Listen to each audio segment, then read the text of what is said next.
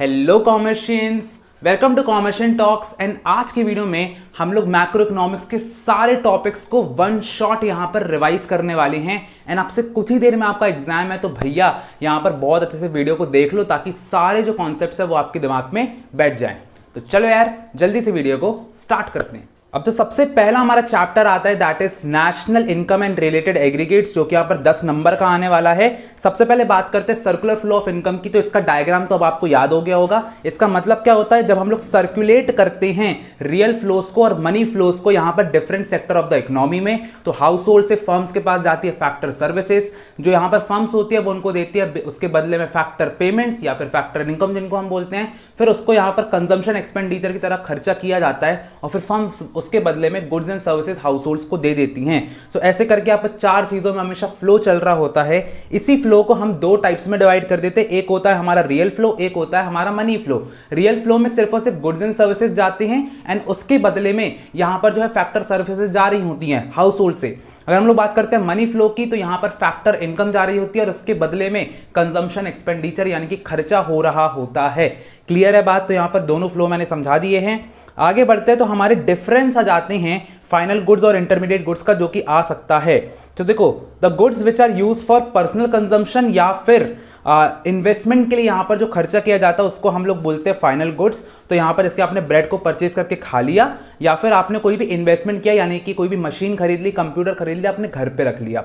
अगर मैं intermediate goods की बात करूँ तो या तो ये रीसेल के लिए यूज हो जाते हैं और आप उसको सेम ईयर में रीसेल कर देते हो, या फिर आप यहाँ पर इसको फर्दर प्रोसेसिंग के लिए भेज देते हो। तो अगर आपने ब्रेड का सैंडविच बना दिया तो यहाँ पर मैं उसको इंटरमीडिएट गुड बोलूंगा, या फिर अगर आपने उसको रीसेल कर दिया सेम ईयर में, बेटा याद रखना, तो यहाँ पर उसको इंटरमीडिएट गुड्स बोलेंगे।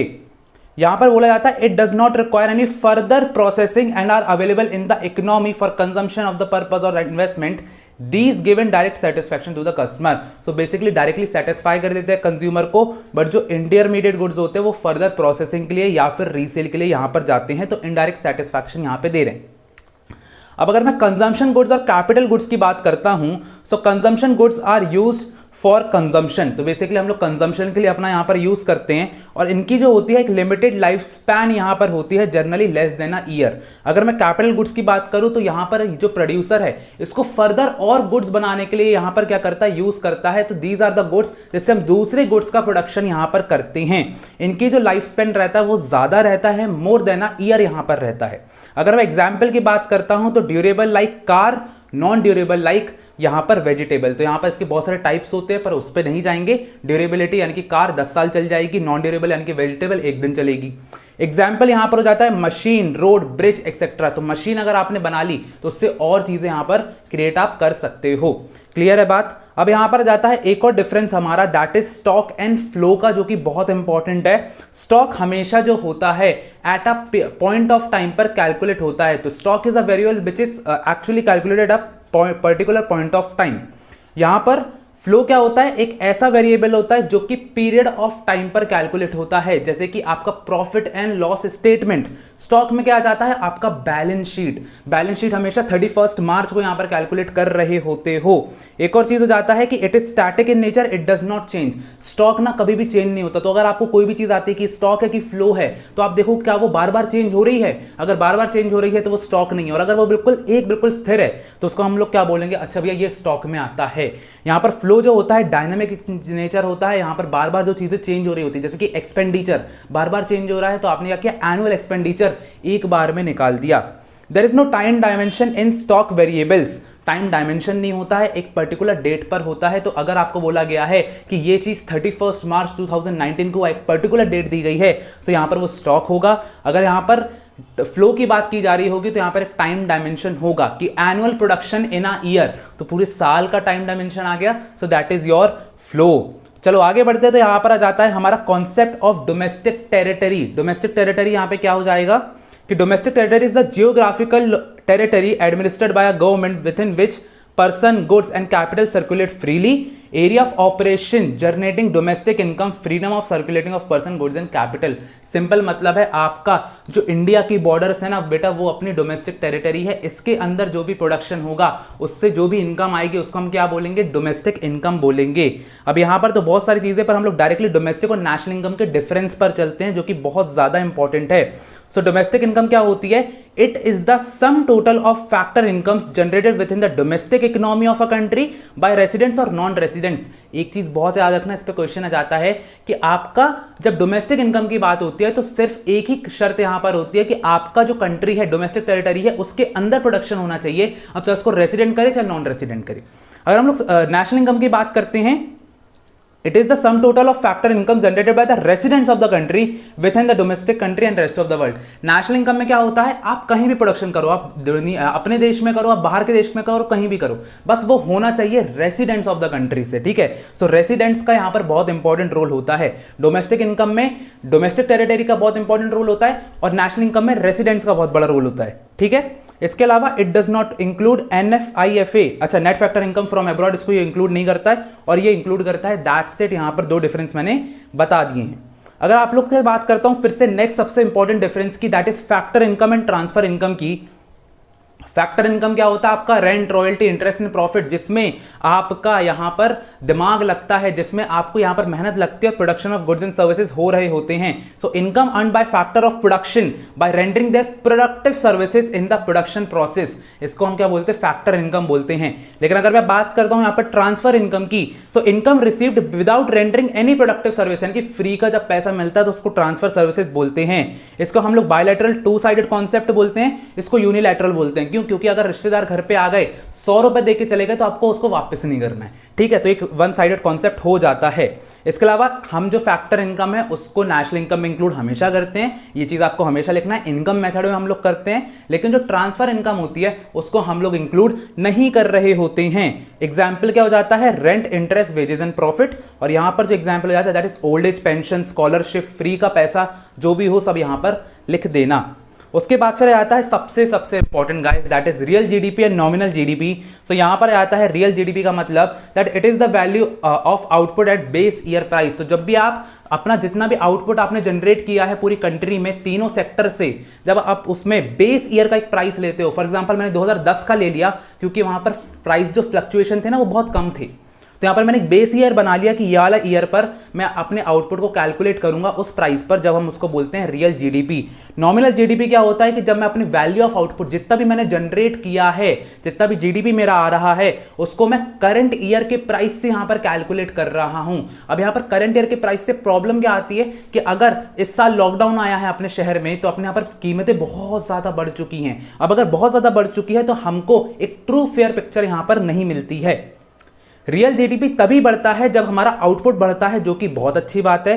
रियल जीडीपी, जो नॉमिनल जीडीपी होता है, इट इंक्रीजेस व्हेन प्राइस और आउटपुट इंक्रीजेस। तो प्राइस के कारण भी यहां पर हमारा नॉमिनल जीडीपी बढ़ सकता है। तो हमको लगेगा भाई वाह कितना अच्छा आ गया, अपना ज्यादा इस बार जीडीपी यहां पर आया है हमारी कंट्री का, बट एक्चुअली में वो प्राइस के कारण है, इन्फ्लेशन के कारण है। It is reliable index for welfare.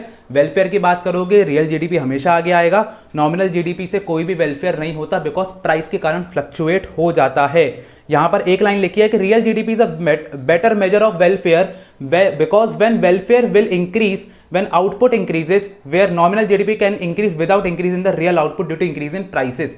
जो मैंने अभी आपको बताया, यही लाइन आपको लिख करके आना है, इस पर आपको एक क्वेश्चन जरूर आ सकता है। अब जैसे कि आपने रियल जीडीपी और नॉमिनल जीडीपी की यहां पर बात की है, वैसे ही यहां पर जो है नॉमिनल और रियल इनकम आता है, बस इनकम लगा देना, बाकी सब कुछ यहां पर सेम होता है।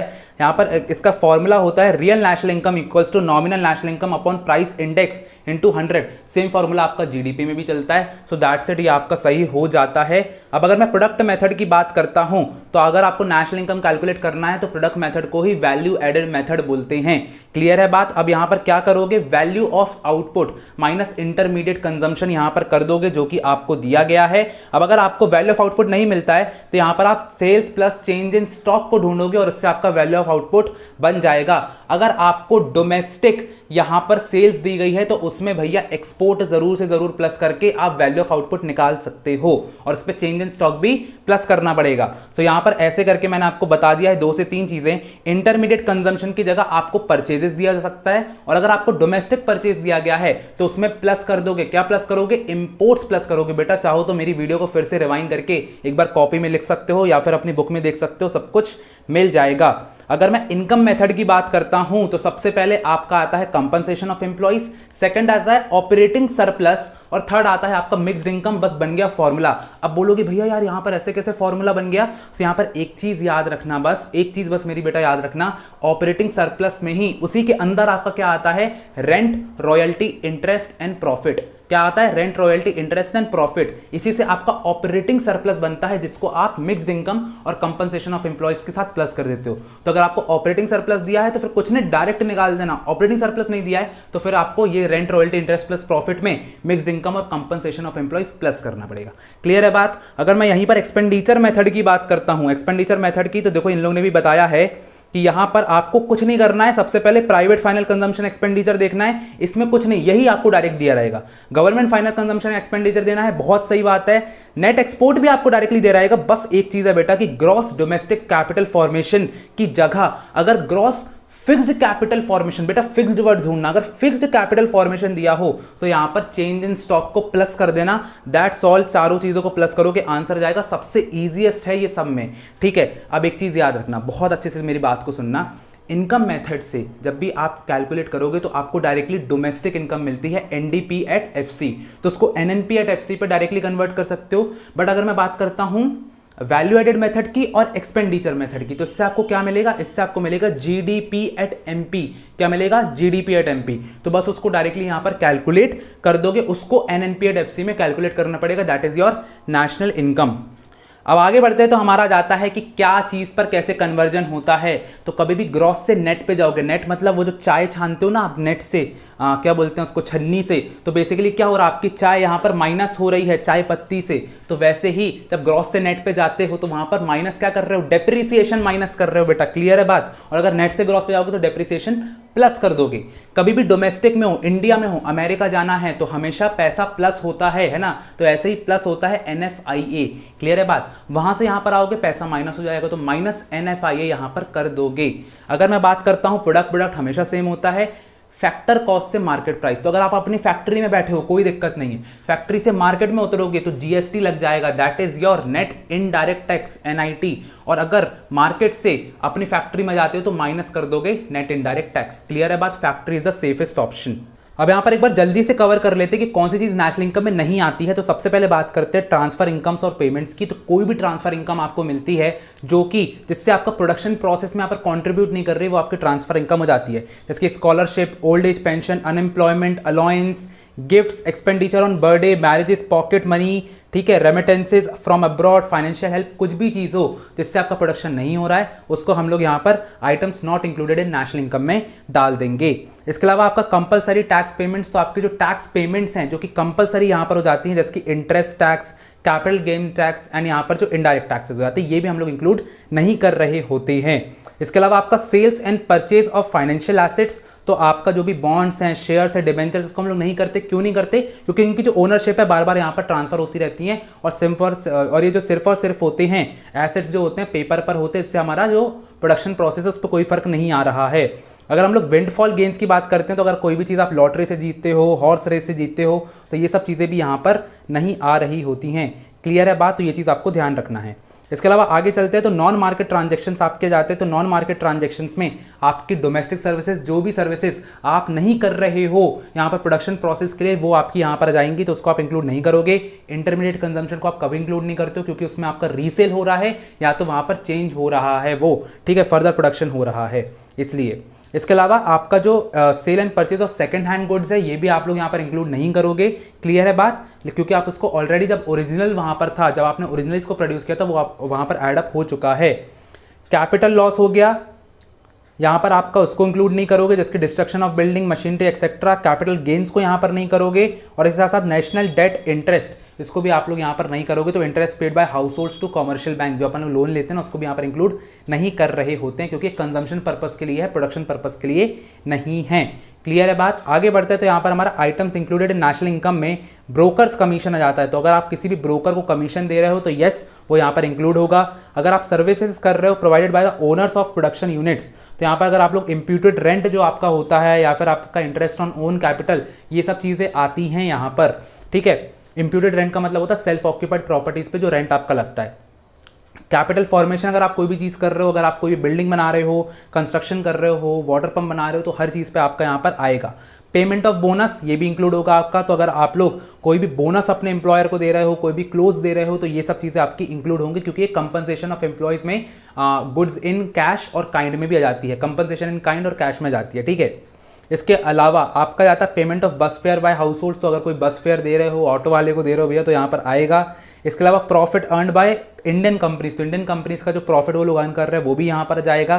क्लियर है बात। फ्री सर्विसेज दे रहे हो, कोई भी गवर्नमेंट दे रहे हैं तो वो भी आएगा, क्योंकि वो रेवेन्यू एक्सपेंडिचर के अंदर यहाँ पर जाता है। क्लियर है बात। यहाँ पर expenditure occurred via foreign tourist in the country, ये भी चीज़ जाएगी। और interest loan paid by commercial bank, तो कॉमर्शियल बैंक जो लोन्स यहाँ पर जो ले रहे हैं वहाँ पर उस पर अगर कोई इंटरेस्ट पे कर रहे हैं तो वो भी आएगा। क्लियर है बात। चलो यहाँ पर जो चैप्टर है वो समाप्त होता है। अब अगेन हमारा मोस्ट इंपॉर्टेंट चैप्टर यहां पर आता है, that is aggregate demand and monetary supply, जिसको हम लोग determination of income and employment के नाम से जानते हैं।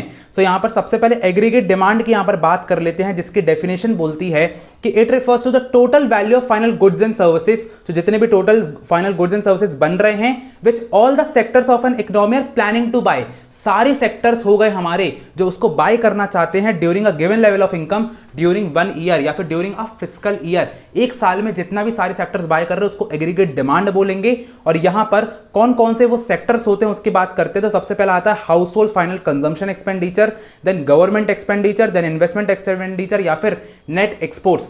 चार यहां पर आपके कंपोनेंट्स होते हैं, लेकिन क्योंकि हम यहां पर 2 सेक्टर इकोनॉमी पढ़ रहे हैं, सो 2 सेक्टर इकोनॉमी में आपका क्या जाएगा यहां पर AD equals to C plus I, यानी कि अभी हम सिर्फ और सिर्फ कंजम्पशन प्लस इन्वेस्टमेंट लेंगे। तो यहां पर कंजम्पशन हाउस होल्ड कर रहा है, इन्वेस्टमेंट यहां पर प्राइवेट फर्म्स कर रही हैं। अब देखो यहां पर डायग्रामेटिक रिप्रेजेंटेशन कैसे करते हैं, तो भैया इस जो टेबल है ना, इसको आपको दिमाग में रखना है। कैसे दिमाग में रखना, बहुत ही ईजी है। इनकम हमेशा आपकी 0 से स्टार्ट होगी और 100 का यहां पर डिफरेंस होगा, तो 0, 100, 200, 300, 400, इतना अपन को याद रहेगा। कंजम्पशन हमेशा 0 लेवल ऑफ इनकम पे 40 का रहेगा। क्यों रहेगा, क्योंकि इसको ऑटोनॉमस कंजम्पशन कहा जाता है और ये 40 से स्टार्ट होता है, लेकिन इसमें 80 का डिफरेंस होता है। तो 40 से स्टार्ट करो, 80 का डिफरेंस लाओ, तो 80 प्लस 40 120, 120 में 80 प्लस करोगे 200, 200 में 80 प्लस करोगे 280, ऐसे करके इस टेबल को याद कर सकते हो। कंजम्पशन हमेशा ऐसे ही आता है आपका। आपका इन्वेस्टमेंट हमेशा कांस्टेंट रहता है 20 पर, चाहो तो 20 पे कांस्टेंट कर दो या तो 40 पे कांस्टेंट कर दो, एक चीज है और हमेशा कांस्टेंट रहेगा। दोनों को प्लस करके एग्रीगेट डिमांड बना सकते हो। तो ऐसे करके आप टेबल को रिप्रेजेंट कर सकते हो एग्रीगेट डिमांड का, अगर क्वेश्चन यहां पर पूछा जाता है तो। ठीक है, उसके बाद फिर अगर मैं आगे बढ़ता हूं तो यहां पर जाता है इसका जो ग्राफ। तो ग्राफ बहुत ज्यादा इंपॉर्टेंट यहां पर है, जल्दी से इसको रिवाइज कर लेते हैं। सबसे पहले आपको क्या करना है, यहां पर वाई एक्सिस बनाना है, एक्स एक्सिस बनाना है। इन्वेस्टमेंट आपका देखो हमेशा कांस्टेंट रहेगा, एक स्ट्रेट लाइन आप लोग को बना देनी है। अब अगर आप ध्यान से देखते हो तो यहां पर जो कंजम्पशन है वो भी यहां पर देखो कि थोड़ा ऊपर से स्टार्ट हो रहा है, पॉइंट ऑफ ओरिजिन से स्टार्ट नहीं हो रहा, क्योंकि इसको हम लोग क्या बोलते हैं, ऑटोनॉमस कंजम्पशन बोलते हैं, जिसको C बार से रिप्रेजेंट किया जाता है। ऑटोनॉमस कंजम्पशन क्यों होता है, क्योंकि आपके पास चाहे 0 लेवल ऑफ इनकम क्यों ना हो, आप कुछ ना कुछ खर्चा यहां पे करोगे अपने आप को सस्टेन करने के लिए, अपनी बेसिक नीड्स को फुलफिल करने के लिए। जैसे कि अभी भी आप लोग की 0 लेवल ऑफ इनकम है पर आप लोग खाते पीते तो डोमिनोज में हो। क्लियर है बात। अब यहां पर इन दोनों को प्लस करके हमारा एग्रीगेट डिमांड बन जाता है। क्लियर है बात। अब यहां पर एक बार और चीज देख लेते हैं, तो जल्दी से देख लेते हैं यहां पर क्या इंपॉर्टेंट पॉइंट्स रिमेंबर करना है। AD equal to C plus I होता है, it is derive from consumption curve and investment curve. AD जो होता है हमेशा अपवर्ड स्लोप करता है, क्या करता है, अपवर्ड स्लोप करता है। और यहां पर एक पॉजिटिव रिलेशनशिप होती है between aggregate demand and national income. जैसे जैसे इनकम बढ़ेगी वैसे वैसे डिमांड आपकी बढ़ती जाएगी। क्लियर है बात। चलो अब आगे चलते हैं अपने एग्रीगेट सप्लाई के ऊपर। तो यहां पर क्या बोला गया है कि it is the monetary value of all the final goods and services that all the producers are willing to supply. तो यहां पर सप्लाई की बात की जा रही है, सेल करने की बात की जा रही है during a given period of time. तो कितना सप्लाई हो रहा है, तो देखो यार जितना आप गुड्स एंड सर्विसेज बना रहे हो उसको आप सप्लाई कर रहे हो, और जितना आप सप्लाई कर रहे हो, जितना सेल कर रहे हो, उससे जो इनकम जनरेट होती है आप उसको फैक्टर्स ऑफ प्रोडक्शन में डिस्ट्रीब्यूट कर देते हो in the form of rent, wages, interest and profit, and इसलिए इसी से हम लोग नेशनल इनकम बनाते हैं। तो जितना भी आप प्रोड्यूस कर रहे हो इकोनॉमी में वही इक्वल्स टू आपका नेशनल इनकम होगा, क्योंकि जितने में भी आप बेचोगे उस पैसे को आप rent, wage, interest and profit में डिस्ट्रीब्यूट कर दोगे और इन्हीं सबको मिलाकर के नेशनल इनकम बनती है। I hope so I am clear. And इसलिए AS is always equals to Y, aggregate supply is equals to national income. अब हम लोग एग्रीगेट सप्लाई की बात करते हैं, तो यहां पर फिर से देखो ग्राफ में फिर से जो इनकम है हमेशा 0 से 100, 200, 300, 400 जा रही है। कंजम्पशन आपका जो है यहां पर जा रहा है, कैसे जा रहा है, 40 से चालू हो रहा है, 80 का डिफरेंस आ रहा है। अगर मैं सेविंग्स की बात करता हूं तो बेटा हमेशा -40 से स्टार्ट होगी, क्योंकि कंजम्पशन जितना होगा उतना ही आपका -40 होगा। एक और चीज आपको क्या होगा कि आपका जो क्वेश्चन आपका आएगा, एक न्यूमेरिकल आएगा, उसमें क्या होगा कि आपको सेविंग्स -40 दी रहेगी, तो आपको ऑटोनॉमस कंजम्पशन समझ जाना है कि हमेशा 40 ही होगा, क्योंकि उसमें बस 40 है वो, इसलिए वो माइनस में चला गया। तो जितना भी आपका सेविंग दिया गया हो उसका माइनस साइन हटाओ, वही आपका ऑटोनॉमस कंजम्पशन होता है। ठीक है, अब सेविंग्स को याद करने के लिए आपको क्या करना है, इस टेबल को बस इतना याद कर लो कि जो -40 से स्टार्ट होगा 20 का डिफरेंस रहेगा, तो -40, -20, 0, 20, 40, 80, तो यहाँ पर 20 का रहेगा, उसमें 80 का डिफरेंस रहता है कंजम्पशन में। दोनों को प्लस करो, एएस निकल के आ जाएगा। इसका कर्व जल्दी से अपन देख लेते हैं। तो यहाँ पर हम लोग कर्व देखते हैं तो कुछ नहीं रहता है, बस ऐसा एक एक्स एक्सिस वाई एक्सिस बनाओ और एक 45 डिग्री की लाइन खींच दो यहाँ पर, that is your aggregate supply which is equals to income.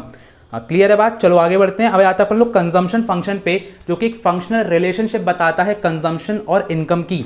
Clear है बात? अब यहां पर जल्दी से देखते हैं तो कीन्स का साइकोलॉजिकल लॉ ऑफ कंजम्पशन क्या बोलता है कि जैसे जैसे आपकी इनकम इंक्रीज होती है वैसे वैसे आपका कंजम्पशन इंक्रीज होता है, but the rate of increase in consumption is always less than increase in income. Why?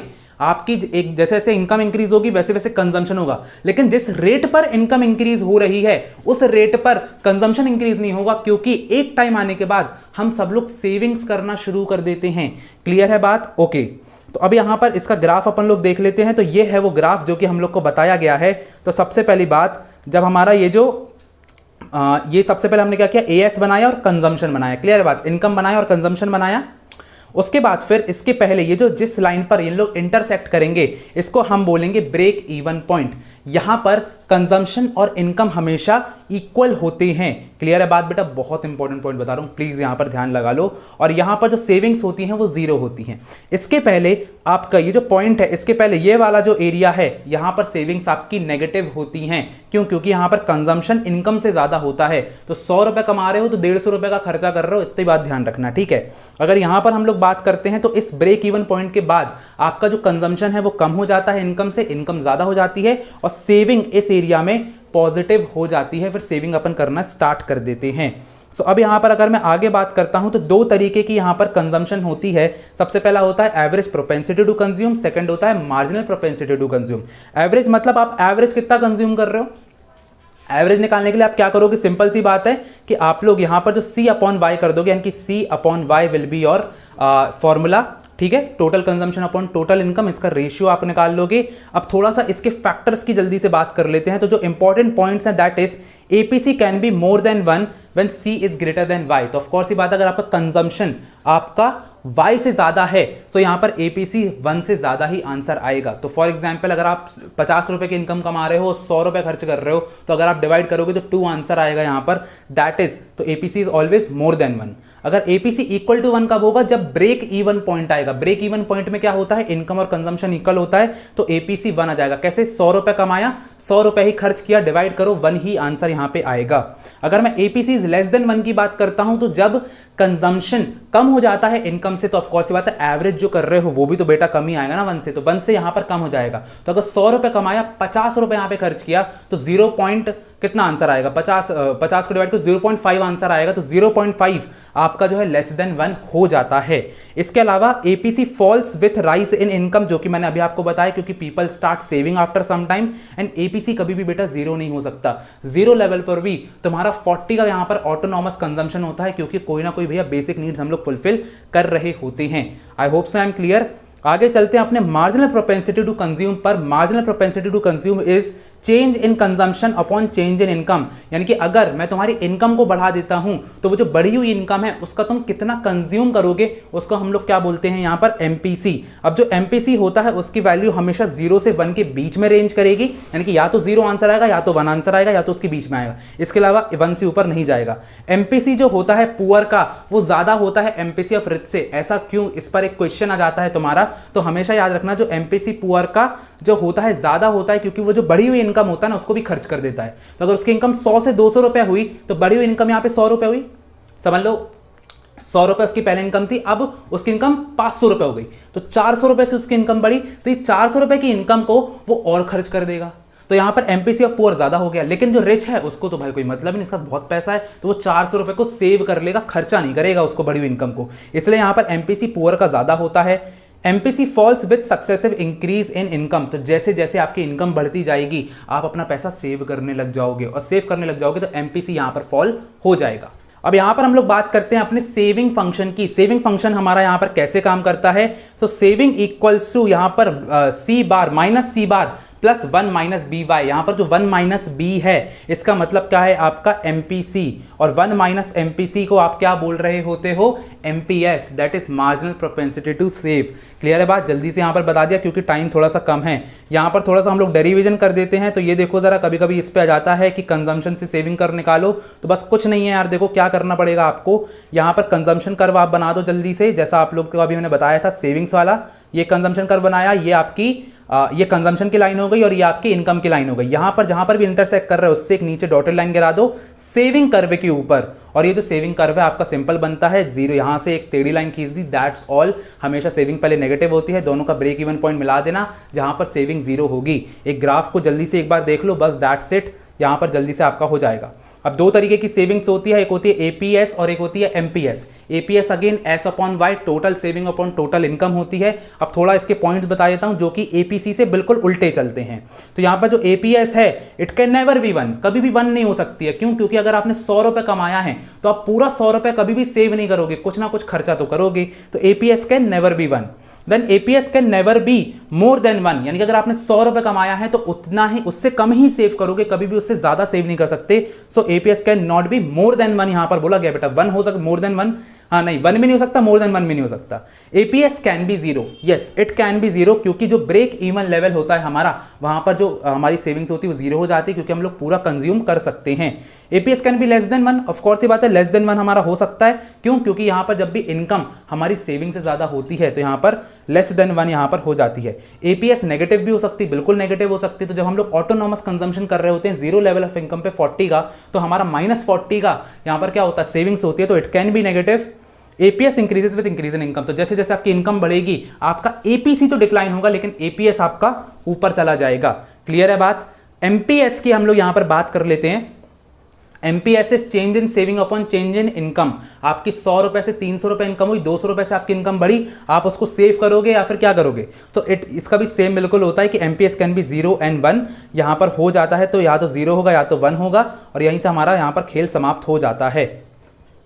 अब जो एमपीसी और एमपीएस है उसके बीच का रिलेशनशिप क्या होता है, MPC plus MPS equals to 1 होता है और APC plus APS equals to 1 होता है। बेटा याद कर लेना, ये फॉर्मूला में जरूर से जरूर काम आने वाला है।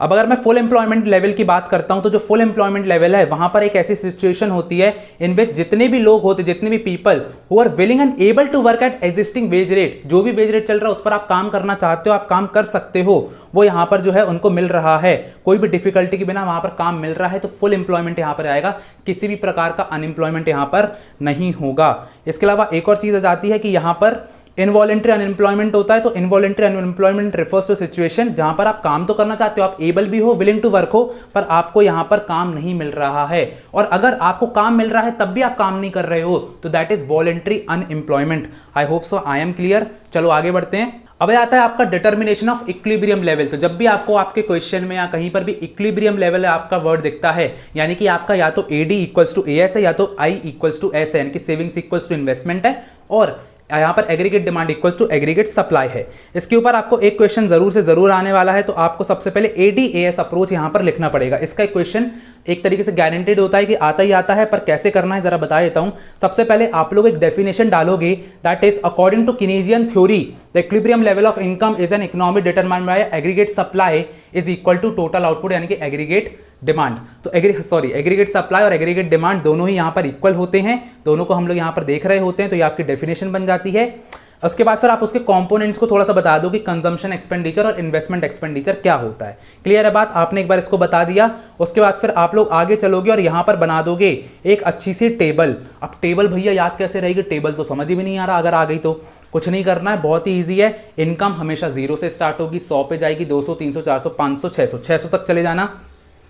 कंजम्पशन ऑलरेडी बताया था 40 से स्टार्ट होता है, 80 का डिफरेंस यहां पर होता है, तो 40 से 120, 120 से 200, 200 से 280, 80 का डिफरेंस है यहाँ पे। सेविंग्स में 20 का डिफरेंस होता है और -40 से स्टार्ट होती है, तो -40 से स्टार्ट किया, -20 हुई, 0 हुई, 20, 40, 60, 80 तक चली गई। क्लियर है बात। इन्वेस्टमेंट मैंने क्या बोला था, कांस्टेंट रहता है, या तो उसको 20 भी ले सकते हो, 40 भी ले सकते हो, तुम्हारी मर्जी है।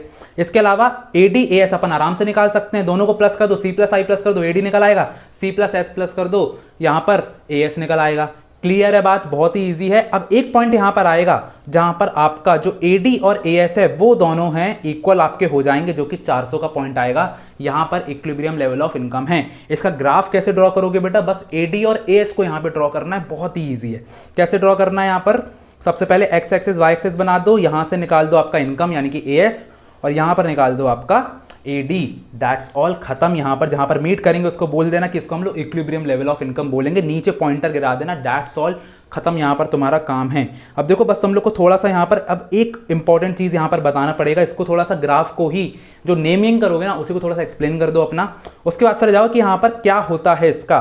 तो अब देखो जल्दी से बता देता हूँ, बहुत ही इंपॉर्टेंट चीज़ है बेटा, इसी पे क्वेश्चन आने वाला है कि सबसे पहले अगर आपका AD जो है अगर वो AS से ज़्यादा है, यानी कि एग्रीगेट डिमांड आपका एग्रीगेट सप्लाई से ज़्यादा है, लोग ज़्यादा खरीद रहे हैं, जितना भी सप्लाई हो रहा है, जितना लोग बेच रहे हैं उससे ज़्यादा खरीद रहे हैं, तो यहाँ पे क्या होगा, तो आप लिखोगे When planned spending, हमेशा AD को planned spending से यहाँ पे बोलोगे, is more than planned output, यानी कि जो AS है उसको planned output से हम लोग यहाँ पर बोलते हैं। देन जो AD कर्व है lies above the 45 degree line, ये लिखना हो तो लिखना। इट मीन्स दैट जो हाउस होल्ड्स हैं एंड फर्म्स हैं would be buying more goods, यानी कि यहाँ पर जो हाउस होल्ड्स हैं और जो फर्म्स हैं वो ज़्यादा यहाँ पर गुड्स यहाँ पर बाय कर रहे हैं, इसलिए तो अपना AD ज़्यादा है। और इससे क्या हो रहा है कि जो फर्म्स हैं जितना भी सेल कर रहे हैं, प्रोड्यूस कर रहे हैं, उससे ज़्यादा यहाँ पर खरीदी चल रही है। इससे क्या होगा कि हमारी जो प्लान्ड इन्वेंट्री है वो fall below the desired level, यानी कि हमारी जो प्लान्ड इन्वेंट्री है, अब इन्वेंट्री मतलब जो भी सामान हमारे घर में या फिर हमारे स्टॉक में रखा हुआ है वो यहाँ पे कम हो जाएगा, इन्वेंट्री हमारी गिर जाएगी, क्योंकि सब लोग खरीदे जा रहे। क्लियर है बात। तो अब यहाँ पर क्या करना पड़ेगा, to bring the inventory back, यहाँ पर इन्वेंट्री को वापस लाने के लिए यहाँ पर और ज्यादा एम्प्लॉयमेंट इंक्रीज होगा, और ज्यादा यहाँ पर प्रोडक्शन को बढ़ाया जाएगा, ताकि यहाँ पर हम एग्रीगेट डिमांड को मीट कर सके। और ये कब तक चलेगा, जब तक AD और AS वापस इक्वल नहीं हो जाते। इसका स्क्रीनशॉट ले लो, इसको बिल्कुल रट लो बेटा अभी के अभी, सुबह सुबह। इसके अलावा AD अगर कम होता है AS से, जो कि हमारा सेकंड केस आता है, यानी कि आपने बहुत सारा सामान बना के रख लिया पर कोई खरीदने वाला ही नहीं है, तो यहाँ पर क्या होता है कि आपका जो प्लान्ड स्पेंडिंग होता है वो कम होता है प्लान्ड आउटपुट से। तो यहाँ पर जो प्लान्ड स्पेंडिंग है वो प्लान्ड आउटपुट से कम है। इसका मतलब क्या हो जाता है कि आपका जो हाउस होल्ड्स और फर्म्स हैं वो यहाँ पर कम गुड्स और सर्विसेज बाय कर रहे हैं। इसके कारण क्या होगा, इसके कारण आपकी जो आपकी इन्वेंट्री है, प्लान्ड इन्वेंट्री है, वो यहाँ पर राइज अबव हो जाएगी, यानी कि बढ़ जाएगी। यानी कि अगर आपने क्या किया था 10-15 लड्डू बना के रखे थे पर वो लड्डू कोई खाने ही नहीं आया, तो आपके लड्डू यहाँ पर बढ़ गए।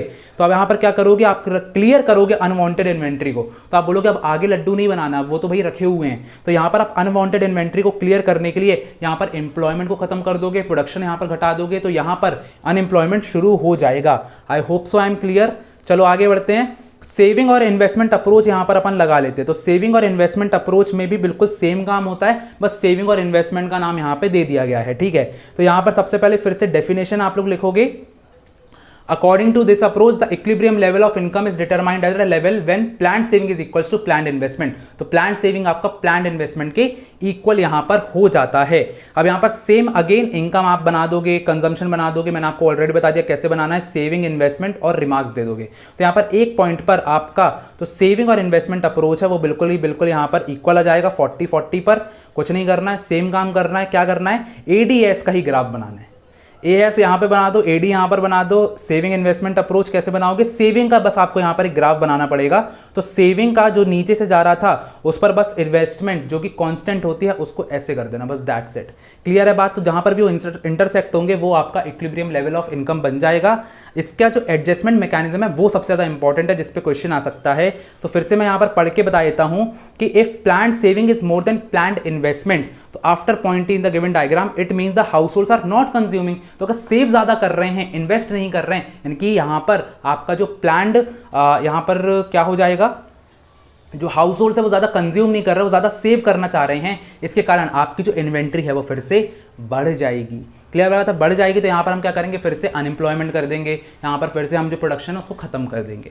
अगर बात करते हैं इसके सेकंड केस की, तो यहाँ पर जो सेविंग और इन्वेस्टमेंट है, अगर वहाँ पर सेविंग कम है, इन्वेस्टमेंट ज़्यादा है, यानी कि जो हाउस होल्ड्स हैं वो ज़्यादा इन्वेस्ट करने की कोशिश कर रहे हैं, और अगर यहाँ पर ज़्यादा इन्वेस्ट करेंगे तो हमारी जो इन्वेंट्री है, जो अनप्लान्ड इन्वेंट्री है, या फिर जिसको हम लोग बोल रहे थे यहाँ पर प्लान्ड इन्वेंट्री, सॉरी, तो जो प्लान्ड इन्वेंट्री है वो यहाँ पर कम हो जाएगी डिजायर्ड लेवल से, और डिजायर्ड लेवल से कम हो जाएगी तो हम लोग ज़्यादा एम्प्लॉयमेंट बढ़ा देंगे, आउटपुट बढ़ा देंगे, ताकि यहाँ पर वो बैक अपने उस पर आ जाए। कब तक करेंगे? जब तक AD = S हो जाता है। I hope so I am clear. चलो आगे बढ़ते हैं। अब यहाँ पर 3 तरीके के एम्प्लॉयमेंट आते हैं। तो सबसे पहले आता है फुल एम्प्लॉयमेंट इक्विलिब्रियम, जहाँ पर बिल्कुल फुल एम्प्लॉयमेंट चल रहा है, तो यहाँ पर आपका AD और AS इक्विलिब्रियम लेवल पर रहेगा। इसके अलावा अगर अंडर एम्प्लॉयमेंट रहता है तो ग्राफ कैसा बनेगा, देखो जल्दी से देख लो, यहाँ पर ग्राफ दिखा रहा हूँ। दैट इज कि यहाँ पर सबको सेम बनेगा, बस जो आपका AD है ना उससे नीचे, क्योंकि अंडर एम्प्लॉयमेंट है तो आपकी डिमांड नीचे हो जाएगी, तो बस एक और ये जो लाइन मैंने अभी बनाई है ना, ये आप नीचे बना देना, दैट्स इट। उससे जो अंडर क्रॉस करेगा उसको नीचे बना देना और एक्स को बना देना, तो ये आपका गैप आ गया, दैट्स इट। क्लियर है बात? चलो आगे बढ़ते हैं। ओवर एम्प्लॉयमेंट की बात करते हैं। तो ओवर यानी कि ज़्यादा डिमांड हो गई है, तो क्या करोगे, सेम ग्राफ बनाओगे, AS बनाओगे, AD बनाओगे। बस क्या करना है अपन को, ऊपर से एक लाइन बना देनी है AD1 की, तो ऊपर ही आएगी क्योंकि ओवर एम्प्लॉयमेंट है, और जो यहाँ से इंटरसेक्ट होगी उससे एक नीचे लाइन बना देंगे। That's all. यहाँ पर अभी जल्दबाजी में भैया इतना ही कर सकते हैं अपन। क्लियर है बात? चलो आगे बढ़ते हैं। अब आगे बढ़ते हैं हम लोग अपने इन्वेस्टमेंट मल्टीप्लायर एंड उसकी वर्किंग के ऊपर। सो यहाँ पर सबसे पहले अगर इन्वेस्टमेंट मल्टीप्लायर की बात करते हैं तो it refers to the change in investment to the ratio of change in income. So basically आप जितना भी इन्वेस्ट कर रहे हो उससे जितनी भी इनकम जनरेट हो रही है उसको हम लोग इन्वेस्टमेंट मल्टीप्लायर बोलते हैं। इसको के से हम लोग डिनोट करते हैं। अब देखो बहुत ही इंपॉर्टेंट है कि इसका भी एक यहाँ पर पूरी की पूरी टेबल बनती है। कुछ नहीं करना है, सबसे पहले 100 रुपये यहाँ पे रख देना है। 100 रुपये को ही आप क्या करोगे, यहाँ पर 100 रुपये की आपकी इनकम बन जाएगी, ठीक है। उसी से आप कुछ कंज्यूम करोगे और उसी का कुछ आप सेव कर लोगे। तो आप जो भी कंज्यूम करोगे वो वापस से किसी ना किसी की इनकम बन जाएगी। तो 90 रुपये यहाँ पर आ गया, फिर 90 रुपये में से वापस उससे आप कुछ ना कुछ कंज्यूम करोगे और कुछ ना कुछ यहाँ पर आप सेव करोगे। पर भैया कितना कंज्यूम करोगे, तो जितना भी कंज्यूम करोगे उसको हम बोलते हैं यहाँ पर MPC। तो पहले से ही आपको क्वेश्चन में MPC गिवन होगा। तो यहाँ पर जैसे कि आपका जो MPC है वो है 90%, ठीक है, और आपका 90% की 0.9 है और बाकी का जो 10% है वो यहाँ पर आप सेव कर रहे हो और हर चीज़ पर आप ऐसे करके राउंड चलाते रहोगे। अब आप लोग कैसे यहाँ पर वैल्यू निकालोगे, तो अगर मैं यहाँ पर K की वैल्यू निकाल लेता हूँ, K = 1/1 माइनस MPC, यह आपका फॉर्मूला होता है। अगर आप लोग उसको निकालोगे तो आपको K की वैल्यू मिल जाएगी। K की वैल्यू मतलब है कि आप कितना टाइम जो भी आप इन्वेस्ट कर रहे हो वो कितना इनकम आपका बना देगा। तो जैसा कि हम लोग यहाँ पर देख सकते हैं कि 100 रुपये आपने इन्वेस्ट किए थे तो आपकी 1000 रुपये की यहाँ पर इनकम बन गई। तो ऐसे करके इस टेबल को आप लोग बना दोगे। एक बार रिलेशनशिप यहाँ पर देख लेते हैं। तो जो रिलेशनशिप होती है वो डायरेक्ट होती है K और MPC की। तो K = 1/1 माइनस MPC यहाँ पर हो जाता है। तो जितना ज़्यादा आपकी larger the value of multiplier आएगी, lower the value of MPC होगा। क्लियर है बात? चलो आगे बढ़ते हैं यहाँ पर। तो जल्दी से एक्सिस डिमांड और डिफ्लेशनरी, यहाँ पर ये जो है बहुत ज़्यादा इंपॉर्टेंट है। अब यहाँ पर आपका एक्सिस डिमांड और इन्फ्लेशनरी गैप आ जाता है। बहुत ही इजी है, कैसे करना है, सबसे पहले यहाँ पर simply X axis Y axis बना दो। यहाँ पर फिर से AS को यहाँ पर 45 डिग्री के एंगल पे पॉइंट ऑफ ओरिजिन से बना दो। उसके बाद फिर एग्रीगेट डिमांड थोड़ा ऊपर से खींच दो, जहाँ पर भी मीट करेगा उससे ऊपर फिर से एग्रीगेट डिमांड बना दो, क्योंकि इन्फ्लेशन है। इन्फ्लेशन मतलब क्या है कि यहाँ पर ज़्यादा आपका जो एग्रीगेट डिमांड है, ज़्यादा यहाँ पर डिमांड हो रही है, तभी तो इन्फ्लेशन आया ना। इसलिए यहाँ पर एग्रीगेट डिमांड फिर से बना दो। ऊपर साइड पर डॉटेड लाइन जो वहां पर इंटरसेक्ट कर रहा होगा उसको यहां पर नीचे कर दो। तो सिंपल सी बात है, सिंपल है यहां पर। और यहां पर आप इंपैक्ट क्या लिखोगे, इसका इंपैक्ट बहुत ज्यादा इंपॉर्टेंट होता है कि आपका जो आउटपुट होता है उस पर कोई भी इंपैक्ट नहीं आता है। क्यों नहीं आता? क्योंकि हम ऑलरेडी फुल एफिशिएंसी पे काम कर रहे हैं, फुल एम्प्लॉयमेंट लेवल पे काम कर रहे हैं। एम्प्लॉयमेंट की बात करते हैं तो फिर से मैंने वो सेम चीज बता दी कि कोई भी चेंज यहां पर नहीं आएगा लेवल ऑफ एम्प्लॉयमेंट पर, क्योंकि ऑलरेडी हम फुल एफिशिएंसी पे काम कर रहे हैं। तो यही चीजें आप लोग को दोनों में लिख देना है। अगर हम लोग जनरल प्राइस लेवल की बात करें तो हमारी जो गुड्स एंड सर्विसेज की प्राइस है वो बढ़ जाएगी, तो यहां पर इन्फ्लेशन यहां पर आ जाएगा। क्लियर है बात। चलो आगे बढ़ते हैं। इसको कंट्रोल कैसे करोगे, तो कंट्रोल करने के लिए आप सबसे पहले क्या करोगे, यहां पर फिस्कल पॉलिसी और मॉनेटरी पॉलिसी लेकर के आओगे। इस पे बहुत ज्यादा क्वेश्चन आता है। तो फिस्कल पॉलिसी आपकी ऐसी पॉलिसी होती है जहां पर जो सेंट्रल बैंक होता है यहां पर टैक्सेशन पॉलिसी लेकर के आती है और यहां पर गवर्नमेंट की स्पेंडिंग पॉलिसी लेकर के आती है। तो फिस्कल मतलब कि गवर्नमेंट कहां पे खर्चा करेगी, कहां पे नहीं करेगी, प्लस यहां पर जो टैक्स है वो बढ़ेगा कम होगा, इससे रिलेटेड जो भी पॉलिसी होती है वो फिस्कल में आती है। मॉनेटरी पॉलिसी यहां पर क्या हो जाती है, तो monetary policy is the policy of the RBI, जहां पर वो मनी सप्लाई और क्रेडिट क्रिएशन को कंट्रोल करती है। तो अपना bank rate, repo rate, open market operations, इन सबसे वो कंट्रोल करेगी, प्लस सीआरआर, एसएलआर, इन सबसे क्या करेगी, यहां पर कंट्रोल करने की कोशिश करेगी।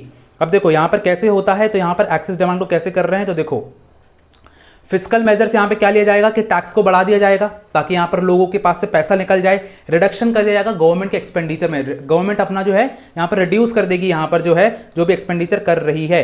इसके अलावा यहां पर मॉनेटरी पॉलिसी में क्या होगा, तो क्वालिटेटिव और क्वांटिटेटिव दोनों यहां पर यूज होगा।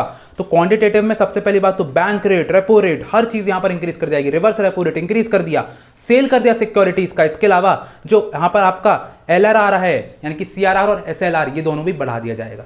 अगर मैं क्वालिटेटिव की बात करता हूं तो यहां पर मार्जिन रिक्वायरमेंट को बढ़ा दिया जाएगा, selective credit control, credit rationing, moral suasion, lending at banks, ये सब चीजें कर दिया जाएगा। ये सब ऑलरेडी अपन मनी एंड बैंकिंग में पढ़ चुके हैं, तो अपन ज्यादा इसको डिस्कस नहीं करेंगे। अब आती है आपकी सिचुएशन डेफिसिट डिमांड की, यानी कि आपका एडी जो है यहाँ पर कम हो गया है एएस से। अब यहाँ पर आप क्या करोगे, तो ऑलरेडी आप लोग को अभी भी मैंने बता दिया है कि कैसे आपको ग्राफ बनाना है। सिंपली एएस को ऊपर डाल देना है और इस बार आपका जो एडी है थोड़ा ऊपर से बनाना, क्योंकि नीचे आपका एक पॉइंटेड एडी आएगा जिसको एडी1 बोलेंगे। दोनों की लाइन यहाँ पर नीचे डाल देना, दैट्स ऑल, खत्म बात। इसके अलावा यहाँ पर इफेक्ट क्या आएगा, क्योंकि यहां पर डिमांड नहीं है ज्यादा, तो यहां पर क्या होगा, हमारा जो प्रोडक्शन है वो कम हो जाएगा, तो आउटपुट यहां पर आपका कम हो जाएगा। इसके अलावा आपका जो एम्प्लॉयमेंट है वो यहां पर और कम हो जाएगा, क्योंकि यहां पर भैया लोग खरीद ही नहीं रहे तो हम लोग बनाएंगे क्यों। और यहां पर जनरल प्राइस लेवल जो है वो भी कम हो जाएगा, क्योंकि यहां पर लोग खरीद नहीं रहे तो प्राइस अपने आप जो है कम हो जाएगा। अब हम लोग बात करते हैं यहाँ पर कैसे करेक्ट करेंगे, तो यहाँ पर फिर से फिस्कल और मॉनेटरी पॉलिसी से करेंगे।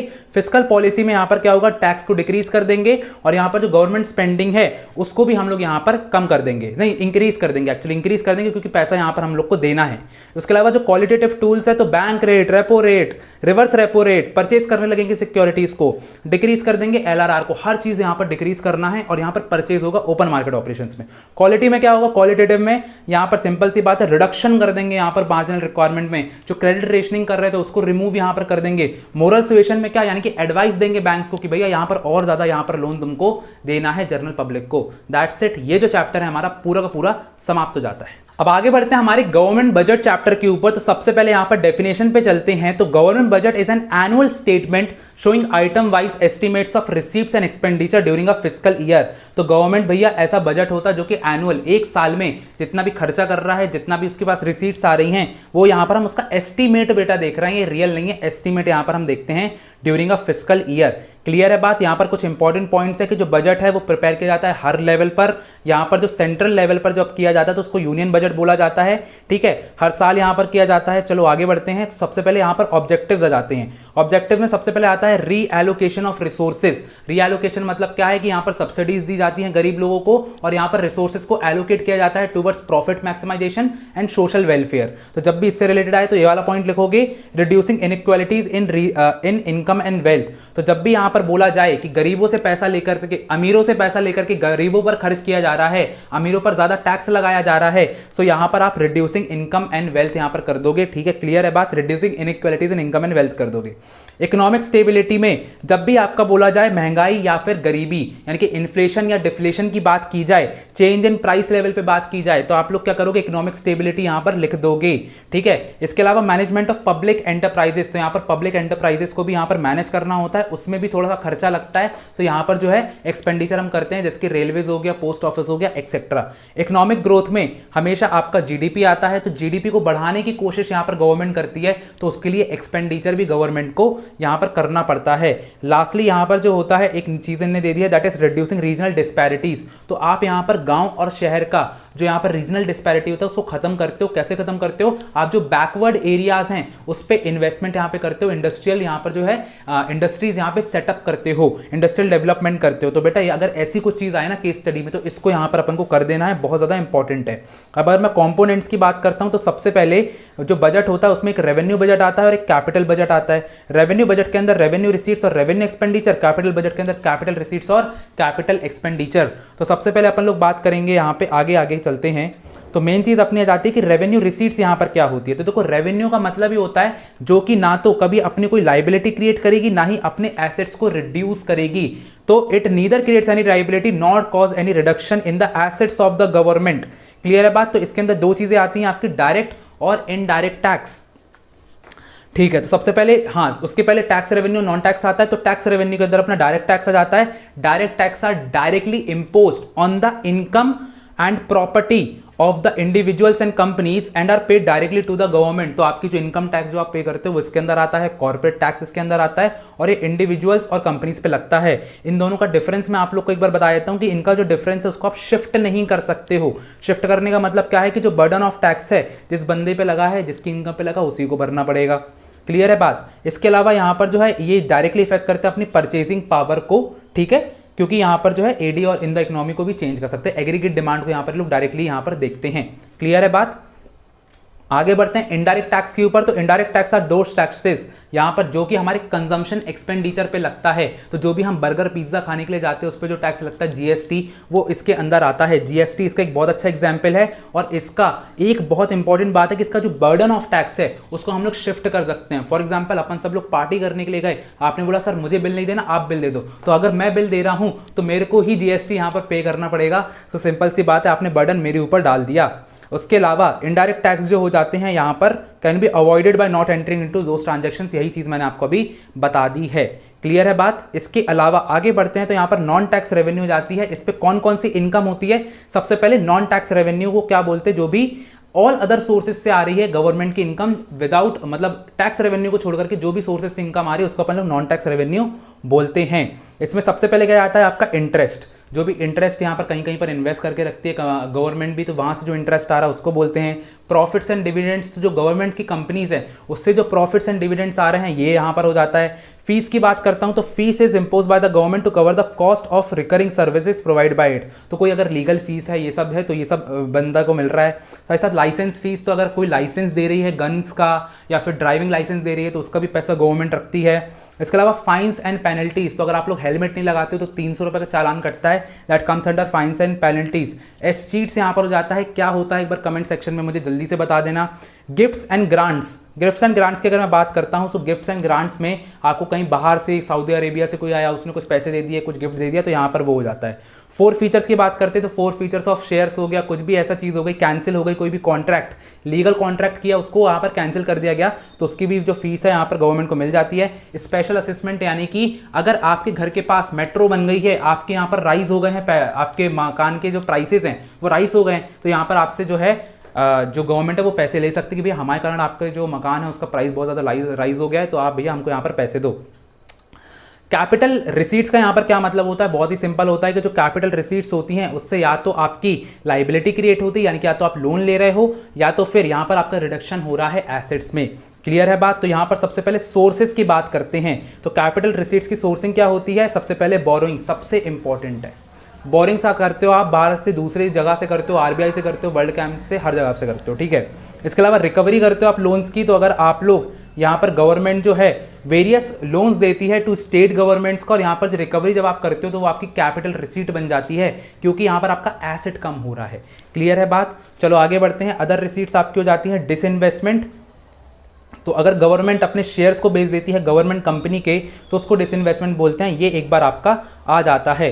और इसके अलावा स्मॉल सेविंग्स होती हैं जैसे कि आपका नेशनल सेविंग सर्टिफिकेट्स, किसान विकास पत्र, तो यहाँ पर पब्लिक से भी थोड़ा बहुत पैसा लिया जाता है जिसको हम लोग कैपिटल रिसीट्स में डालते हैं क्योंकि इससे लाइबिलिटी बढ़ जाती है। अब अगर आगे बढ़ते हैं हमारे रेवेन्यू एक्सपेंडिचर और कैपिटल एक्सपेंडिचर के ऊपर, तो जो रेवेन्यू एक्सपेंडिचर होता है वो यहाँ पर क्या होता है कि यहाँ पर ना तो आपका कोई एसेट क्रिएट हो रहा है ना ही आपकी कोई भी लाइबिलिटी यहाँ पर खत्म हो रही है। सो यहाँ पर जैसे कि जो सैलरीज हो गई, ठीक है, इंटरेस्ट हो गया, डिफेंस सर्विसेज पे ग्रांट्स हो गई, ये सारी चीज़ें जो है गवर्नमेंट दे रही होती है। अगर मैं कैपिटल एक्सपेंडिचर की बात करता हूं तो यहां पर क्या हो रहा है कि या तो कोई ना कोई एसेट आपका रिड्यूस हो रहा है या तो लाइबिलिटी यहां पर खत्म हो रही है, नहीं सॉरी, एसेट बन रहा है या तो लाइबिलिटी खत्म हो रही है। तो यहां पर नॉन रिकरिंग इन नेचर होते हैं। तो जैसे कि फॉर एग्जांपल यहां पर कंस्ट्रक्शन कर दिया मेट्रोज का, ब्रिज का, इंफ्रास्ट्रक्चर का, तो ये यहां पर आ जाता है। क्लियर है बात? आगे बढ़ते हैं। अब जो सबसे मेन पॉइंट हमारा आता है दैट इज यहाँ पर डेफिसिट। तो यहाँ पर 3 तरीके के डेफिसिट होते हैं, रेवेन्यू, फिस्कल और प्राइमरी डेफिसिट। रेवेन्यू डेफिसिट का सिंपल यहाँ पर सीन होता है कि यहाँ पर रेवेन्यू डेफिसिट जो होता है वहां पर रेवेन्यू एक्सपेंडिचर से रेवेन्यू इनकम को आप यहाँ पर माइनस कर देते हो या फिर रेवेन्यू रिसीट्स को यहाँ पे माइनस कर देते हो। सिंपल सी बात है। तो revenue expenditure equals to revenue deficit equals to revenue expenditure minus revenue receipts. इसके अलावा फिस्कल डेफिसिट आपका क्या होता है? तो it refers to total expenditure minus total receipts. तो total expenditure minus total receipts कर देते हो और यहां पर जो रिसीट्स होती है उससे आपकी टोटल बोरिंग्स भी माइनस हो जाती हैं। प्राइमरी डेफिसिट क्या होता है? प्राइमरी डेफिसिट जो होता है यहां पर डिफरेंस होता है फिस्कल डेफिसिट में से आप जो है अपनी इंटरेस्ट को, पेमेंट्स को यहां पर माइनस कर देते हो। इनके से फॉर्मूला रट लेना, बहुत इंपॉर्टेंट है। अब चलते हैं अपन लोग बैलेंस ऑफ पेमेंट के ऊपर, जो कि अगेन मोस्ट इंपॉर्टेंट हमारा चैप्टर आता है। तो सबसे पहले बैलेंस ऑफ ट्रेड और बैलेंस ऑफ पेमेंट का यहां पर हम लोग डिफरेंस देखेंगे। तो it refers to that difference between value of exports and import of goods. Export minus import is your balance of trade. But अगर मैं बैलेंस ऑफ पेमेंट की बात करता हूं तो ये सारे ट्रांजेक्शंस को रिकॉर्ड करता है, चाहे आपके कैपिटल अकाउंट के हो, चाहे करंट अकाउंट के हो, चाहे गुड्स एंड सर्विसेज, चाहे सर्विसेज, चाहे यूनिलैटरल ट्रांसफर्स या फिर कैपिटल अकाउंट्स की जो भी ट्रांजैक्शंस होते हैं। अगर मैं आगे बढ़ता हूं तो यहां पर ये सिर्फ और सिर्फ विजिबल आइटम्स को यहां पे रिकॉर्ड करता है, लेकिन ये visible, invisible, capital transfers, investment, borrowing, हर चीज को यहां पर रिकॉर्ड कर रहा होता है। ये एक बहुत ही नैरो कॉन्सेप्ट है, तो ये इसका स्कोप बताया गया है और ये एक वाइडर कॉन्सेप्ट है। तो यहां पर बेसिस ऑफ डिफरेंस जरूर से जरूर लिखना, ठीक है। उसके बाद फिर यहां पर जाता है it can be deficit, surplus और balanced, it is always balance. तो यहां पर हमेशा जो अकोमोडेटिंग आइटम है ना, इसको बैलेंस कर देता है। क्लियर है बात? It is not a true indicator of economic relations, it is a true indicator. तो ये ट्रू इंडिकेटर नहीं है, ये इंडिकेटर है। क्लियर है बात? अब यहां पर करंट अकाउंट और कैपिटल अकाउंट का डिफरेंस जो कि बहुत ज्यादा इंपॉर्टेंट हो जाता है। सो यहां पर जो करंट अकाउंट है it records imports and exports of goods and services and unilateral transfers. तो यूनिलैटरल मतलब जो वन वे ट्रांसफर्स होते हैं, जो अपने पास आते हैं कहीं से, गिफ्ट्स एंड रेमिटेंसेस, वो यहां पर आ जाते हैं करंट अकाउंट में। कैपिटल अकाउंट में ऐसी चीजें आती है जिससे हमारी एसेट्स और लाइबिलिटीज में चेंज आता है। क्लियर है बात? तो यहां पर जो इन्वेस्टमेंट्स हो गई, बोरोइंग्स हो गई, वो इसके अंदर यहां पे आ जाता है। अब इसके अंदर अपना बैलेंस ऑफ ट्रेड आता है, balance of services, unilateral transfers, और सेम चीज़ है, यहाँ पर आपका बोरिंग्स आती हैं, इन्वेस्टमेंट्स आती हैं, फॉरेन डायरेक्ट इन्वेस्टमेंट्स आती हैं, पोर्टफोलियो इन्वेस्टमेंट आती हैं, change in foreign exchange reserves आता है। बेटा याद कर लेना, आ सकता है। यहाँ पर जो डेफिसिट है in current account shows that the outflow of the foreign currencies is due to imports are more than the inflow of foreign currency in exports. Basically यार, अगर तुम्हारा डेफिसिट आ रहा है तो तुम्हारे इंपोर्ट ज़्यादा है, एक्सपोर्ट कम है। अगर यहाँ पे डेफिसिट आ रहा है तो तुमने यहाँ पर जो ऑटोनॉमस पेमेंट्स है वो ज़्यादा कर दिया, ऑटोनॉमस रिसीट्स तुम्हारी कम है, ये डायरेक्टली तुम लिख सकते हो। इसके अलावा सरप्लस कब आएगा? सरप्लस वही आएगा यार जब तुम्हारे एक्सपोर्ट है वो ज़्यादा हो, इंपोर्ट तुम्हारे कम हो। और अगर यहाँ पर मैं बात करता हूँ तो यहाँ पर कैपिटल अकाउंट में, तो अगर तुमने बाहर से ज़्यादा पैसा बुलवा करके रखा है, बोरिंग ज़्यादा कर ली है, तो यहाँ पर पैसा ज़्यादा हो जाएगा। ठीक है, तो यहाँ पर क्रेडिट ज़्यादा है, डेबिट कम है, तो ये तुम्हारा ये हो जाता है। तो जल्दी से इसको लिख देना। इसके अलावा यहाँ पर goods like computer, steel, services like banking and insurance, यहाँ पर क्या जाएगा? Purchase of house, land, shares in abroad. Clear है बात? बहुत ही ईजी है। चलो आगे बढ़ते हैं। ऑटोनॉमस एंड अकोमोडेटिंग आइटम सबसे ज़्यादा इंपॉर्टेंट है बेटा, यहाँ पर यही आएगा आपको। सो ऑटोनॉमस आइटम्स क्या होते हैं? It refers to those international economic transactions which takes place due to some economic motive such as profit maximization. आप यहाँ पर प्रॉफिट को मैक्सिमाइज करने के लिए, प्रॉफिट जनरेट करने के लिए यहाँ पर इन ट्रांजेक्शन्स को करते हो। अकोमोडेटिंग ट्रांजेक्शन्स क्या होते हैं? ये कुछ ऐसे ट्रांजेक्शन्स होते हैं जिससे आप अपने सरप्लस या फिर डेफिसिट को कवर करना चाहते हो बैलेंस ऑफ पेमेंट में। यहाँ पर जो ऑटोनॉमस ट्रांजेक्शन्स होते हैं वो इंडिपेंडेंट होते हैं, क्योंकि यहाँ पर भी प्रॉफिट मोटिव क्लियर है, इंडिपेंडेंट रहेंगे हमेशा। अकोमोडेटिंग ट्रांजैक्शंस जो होते हैं वो मेंटेन करते हैं यहाँ पर बैलेंस इन बीओपी अकाउंट, तो बैलेंस मेंटेन करने के लिए बस होते हैं। क्लियर है बात? तो इंडिपेंडेंट नहीं, डिपेंडेंट होते हैं, ये समझ रहे हैं। Autonomous transactions take place on both capital and current account, तो कैपिटल और करंट अकाउंट दोनों में आते हैं, पर जो अकोमोडेटिंग आइटम्स होते हैं वो सिर्फ और सिर्फ कैपिटल अकाउंट में आते हैं, क्योंकि कवर करना है कॉस्ट को, तो या तो आप इन्वेस्टमेंट यहां पर करोगे या तो बोरिंग्स करोगे। क्लियर है बात? यहां पर इनको अबव द लाइन आइटम्स बोला जाता है, इनको बिलो द लाइन आइटम्स बोला जाता है। क्लियर है बात? चलो आगे बढ़ते हैं। अब हमारा नेक्स्ट इंपॉर्टेंट चैप्टर आता है that is foreign exchange rate. इसमें तुमको डायरेक्टली क्या पढ़ना है कि फॉरेन एक्सचेंज रेट होता क्या है। सो यहाँ पर जब हम डोमेस्टिक करेंसी को एक्सचेंज करते हैं फॉरेन करेंसी से, तो वो किस एक्सचेंज रेट पर हो रही है यहाँ पर एक्सचेंज, इसको हम लोग क्या बोल रहे हैं भैया? Foreign exchange rate. अब यहाँ पर सबसे पहले बात करते हैं कि यहाँ पर फ्लेक्सिबल एक्सचेंज रेट क्या होता है। तो यहाँ पर जो फ्लेक्सिबल एक्सचेंज रेट है, यहाँ पर जो मार्केट के डिमांड फोर्सेज होते हैं, market forces of demand and supply, ये हमारे रेट को यहाँ पर डिटरमाइन कर रहे होते हैं। सो यहाँ पर क्या होता है कि प्रमोट करता है इकोनॉमिक डेवलपमेंट को, यहाँ पर इकोनॉमिक डेवलपमेंट हो रहा होता है, बैलेंस ऑफ पेमेंट की प्रॉब्लम्स यहाँ पे खत्म हो रही होती हैं और इंटरनेशनल ट्रेड भी फैसिलिटेट हो रहा होता है। एक बार याद कर लेना, डीमेरिट्स यहाँ पर क्या होते हैं फ्लेक्सिबल के कि इंस्टेबिलिटी रहती है और अनसर्टेनिटी रहती है। तो क्या होता है कि कभी कभी डिमांड एकदम से बढ़ गई, सप्लाई एकदम से खत्म हो गई, तो होता क्या है यहाँ पर थोड़ी सी अनस्टेबिलिटी यहाँ पर मेंटेन रहती है। डीस्टेबलाइज करता है इकोनॉमी को, जो कि मैंने अभी आपको बताया, और इन्फ्लेशनरी इफेक्ट, एकदम से इन्फ्लेशन आ सकता है, एकदम से डिफ्लेशन आ सकता है, एकदम से हो सकता है कि अपना रुपया अगर फ्लेक्सिबल एक्सचेंज रेट के अंदर है तो एकदम से बहुत ज्यादा ऊपर चला जाए, डेप्रिशिएट हो जाए तो एप्रिशिएट हो जाए। अब नेक्स्ट इंपॉर्टेंट टॉपिक अपने आता है डेप्रिसिएशन ऑफ डोमेस्टिक करेंसी। तो डेप्रिसिएशन यहां पर कैसे हो रहा होता है, तो it refers to decrease in the value of domestic currency in terms of foreign currency. आपकी जो वैल्यू है डोमेस्टिक करेंसी की वो कम यहां पर हो जाती है, पर कैसे होती है। तो फॉर एग्जाम्पल यहाँ पर एग्जाम्पल दिया गया है कि $1 का प्राइस पहले 70 रुपए था, यानी कि आपको पहले 70 रुपए देना पड़ रहा था $1 को खरीदने में, तो ठीक है आपके लिए फायदा था, लेकिन अब आपको 80 रुपए देना पड़ रहा है, तो ज्यादा यहां पर हो गया, तो आपकी करेंसी डेप्रिशिएट यहां पर हो गई है। बहुत सारे बच्चे कंफ्यूज होंगे, भैया 70 से 80 हो गया, ऐसे नहीं, 70 रुपए में पहले $1 खरीद रहे थे, अब 80 रुपए में खरीदना पड़ रहा है, तो यहां पर क्या हो गया, डेप्रिसिएशन यहां पर हो गया। इससे इफेक्ट क्या आएगा, आपका जो एक्सपोर्ट है वो यहां पर ज्यादा हो जाएगा, क्योंकि अगर हम लोग फॉरेन करेंसी की बात करें, फॉरेन अमेरिका के लोग की बात करें, तो पहले उनको $1 पे 70 रुपए मिल रहा था, अब $1 देंगे तो 80 रुपए मिलेगा, तो यहां पर वो लोग अपने यहां से सामान खरीदने लगेंगे, तो हमारा एक्सपोर्ट्स यहां पर बढ़ जाएगा। अगर यहां पर हमारी डोमेस्टिक करेंसी एप्रिशिएट होती है, यानी कि पहले $1 70 रुपए में मिल रहा था, अब $1 60 रुपए में मिल रहा है, तो हमारे लिए फायदा है भाई, क्योंकि पहले 70 रुपए पे कर रहे थे, अब 60 रुपए पे कर रहे हैं। तो ऐसे करके यहां पर एप्रिशिएट जब भी होता है तो हमारा इंपोर्ट बढ़ जाता है, इतना याद रखना। क्लियर है बात, एक एग्जाम्पल याद रखो, खत्म बात। फिक्स एक्सचेंज रेट सिस्टम बता देता हूं, तो यहां पर क्या हो जाता है, फिक्स एक्सचेंज रेट सिस्टम, जहां पर सारे जो ट्रांजैक्शंस है वो कौन कर रहा होता है, यहां पर कंट्रोल कर रही होती है एक्सचेंज रेट गवर्नमेंट।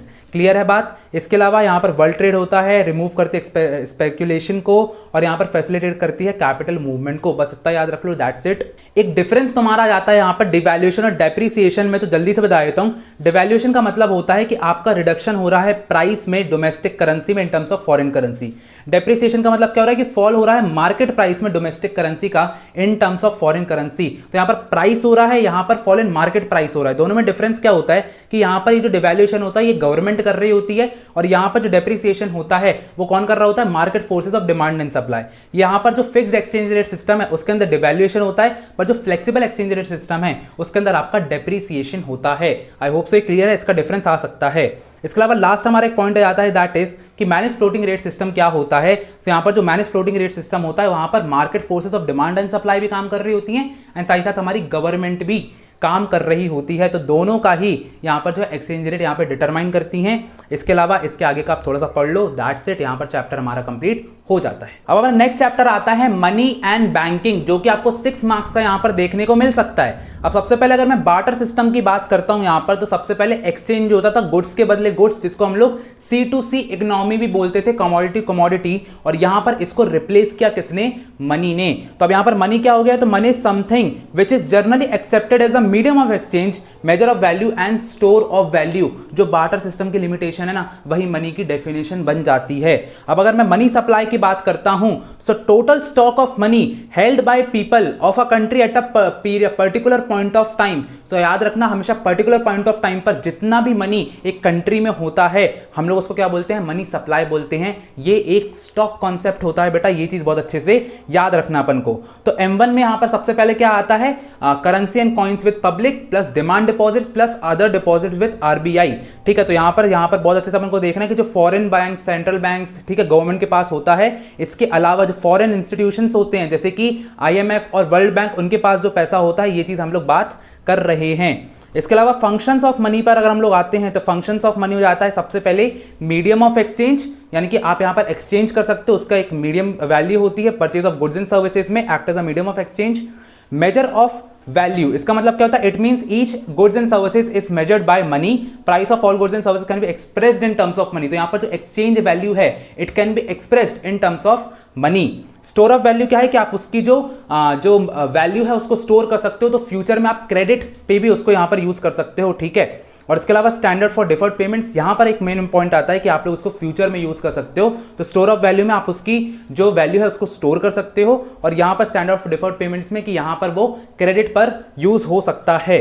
अगर मैं बात करता हूं मोस्ट इंपॉर्टेंट टॉपिक जिसके आने के चांसेस 100% है यहां पर, that is credit creation bye commercial banks. तो यहां पर क्या करोगे, credit creation is a process of creating new deposits from initial deposits. ठीक है, यहां पर ये जो प्रोसेस होती है किस पे डिपेंड करती है, amount of initial deposits and legal reserve ratio, LRR।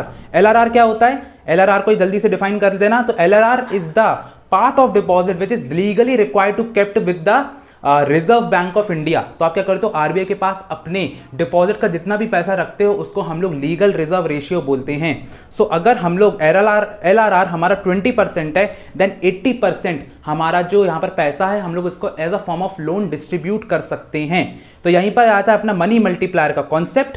तो यहाँ पर मनी मल्टीप्लायर का मतलब क्या होता है कि जब आप एक इनिशियल डिपॉजिट डालते हो तो वो कितने नए डिपॉजिट क्रिएट करता है, कितनी बार उसको नई बार लोन पर दे सकते हो, उसको हम लोग क्या बोलते हैं, money multiplier, that is 1/LRR। ये आप लोग ने कर दिया। अब यहाँ पर आप लोग बताओगे कि अगर LRR 20% है तो देन मनी मल्टीप्लायर यहाँ पर 5 हो जाएगा, तो 1/20% करोगे तो 1/20/100, 100 ऊपर चला जाएगा तो 5 टाइम्स अब आपका पैसा जो है इनिशियल डिपॉजिट से बढ़ेगा।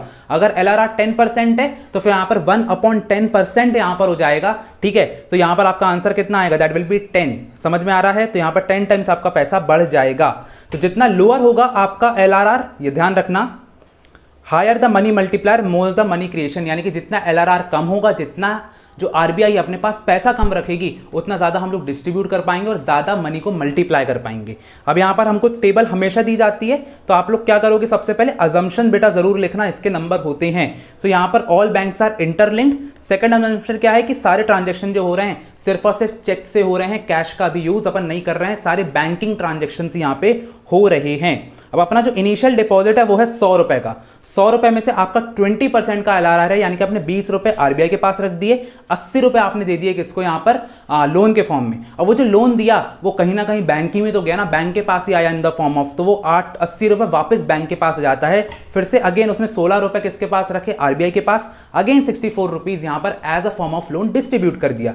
फिर से वो लोन वापस से घूम के बैंक के पास आ गया, क्योंकि भाई उसको लोन दिया तो लोन से वो खर्चा करेगा, आएगा तो बैंक के पास। फिर से उसने यहाँ पर सेम प्रोसेस करी। देन मैंने क्या बताया, 1/20% किया आपने, मनी मल्टीप्लायर का फॉर्मूला लगाया 1/20%, तो यहां पर आंसर कितना आएगा, 5 आएगा। तो अगर आपने 100 रुपए लगाए हैं तो वो मल्टीप्लाई होकर के 500 रुपए यहां पर बन जाएंगे 100 × 5। क्लियर है बात। तो आपका total deposit is always equals to initial deposit into money multiplier, और यहां पर उसमें से भी 100 रुपए आपने बैंक में, मतलब बेसिकली टोटल आपके आरबीआई के पास पहुंचे, 400 रुपए का आपने लोन दे दिया। आई hope so I am clear. चलो आगे बढ़ते हैं। तो इसी प्रोसेस को आप लोग क्या करोगे, यहां पर एक्सप्लेन कर दोगे इन सेंटेंसेस। इसी को आपको एक्सप्लेन कर देना अच्छे से, मनी मल्टीप्लायर का फॉर्मूला बता देना है, 1-2 एग्जांपल दे देना है, दैट्स ऑल।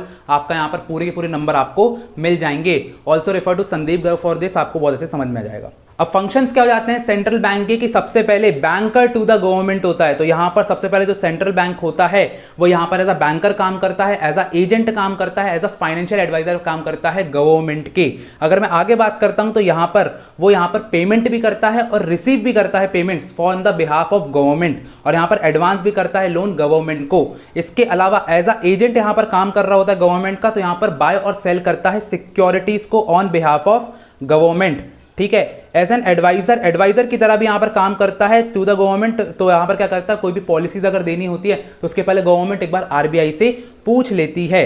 क्लियर है बात। चलो आगे बढ़ते हैं। बैंकर्स टू द बैंक भी इसको हम लोग बोलते हैं। क्यों बोलते हैं, क्योंकि यहां पर जो bank as a banker to the bank, central banks hold a part of cash of reserves and give them short term loans. तो जैसे कि हम लोग ने देखा है कि बैंक रेट, रेपो रेट पर यहां पर भैया लोन दिया जाता है, तो बैंकर्स ऑफ बैंक तो यहां पर हो जाता है।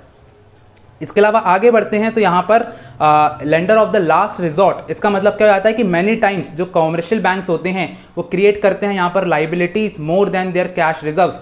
Sometimes when bank suffer the crisis of money and fails to meet, तो यहाँ पर लाइट जा चुकी है, and fails to meet their financial requirements, they approach to the central bank and central bank offers them loan to the commercial banks and also stand as a guarantor of savings solvency। तो यहाँ पर अगर कोई भी bank बहुत ज़्यादा crisis में होता है तो यहाँ पर सेंट्रल बैंक उसको बचाता है। So lender of the last resort ऐसे इसको बोलते हैं। द नेक्स्ट आपका आता है बैंकिंग इशू। तो बैंक ऑफ इशू का मतलब होता है कि जो सेंट्रल बैंक होता है वो एक सोल अथॉरिटी होता है यहाँ पर इशू ऑफ करेंसी का इन द कंट्री। क्लियर है बात? चलो आगे बढ़ते हैं। अब यहाँ पर नेक्स्ट जो बहुत इंपॉर्टेंट टॉपिक आता है आरबीआई की तरफ से, दैट इज क्रेडिट कंट्रोल का, कि क्रेडिट को कैसे कंट्रोल करती है या फिर मनी सप्लाई को कैसे कंट्रोल करती है। तो अगर मैं बैंक रेट की यहाँ पर बात करता हूँ तो क्या होता है, बैंक रेट ऐसा रेट ऑफ इंटरेस्ट होता है जो कि सेंट्रल बैंक यहाँ पर लोन दे रही होती है कॉमर्शियल बैंक को बैंक रेट पर, और ये हमेशा लॉन्ग टर्म पर होता है। बेटा लॉन्ग टर्म यहाँ पर याद रखना है अपन को, ठीक है। इसके अलावा यहाँ पर क्या होगा कि बैंक रेट अगर यहाँ पर हाई होगा तो यहाँ पर जो कॉमर्शियल बैंक है वो यहाँ पर रिड्यूस कर देंगे लोन देना किसको, कंज्यूमर्स को, और देयरफॉर यहाँ पर जो मनी सप्लाई है वो डिक्रीज हो जाएगी। ये कब होगा, जब यहाँ पर अपने यहाँ पर इन्फ्लेशन चल रहा हो, और जब महंगाई की जगह डिफ्लेशन चल रहा हो तो जस्ट इसका उल्टा होगा, यानी कि बैंक रेट को यहाँ पर सेंट्रल बैंक जो है वो डिक्रीज कर देगा, और क्योंकि उसको डिक्रीज कर देगा तो यहाँ पर जो कॉमर्शियल बैंक है वो ज़्यादा लोन दे सकते हैं पब्लिक को। क्लियर है बात? तो यहाँ पर ये जो पॉलिसी है it is use by central bank when there is deficient demand in the economy, जो कि मैंने आप लोग को बताया। अब जो नेक्स्ट पॉइंट हमारा आता है that is cash reserve ratio. तो कैश रिजर्व रेशियो को हम क्या बोलते हैं, it refers to the minimum percentage of banks total deposit that commercial banks have to keep with the central bank. Basically जो मिनिमम परसेंटेज आपके deposit का जो कि आपको यानी कि बैंक को रखना पड़ता है यहाँ पर किसके पास, सेंट्रल बैंक के पास, आरबीआई के पास।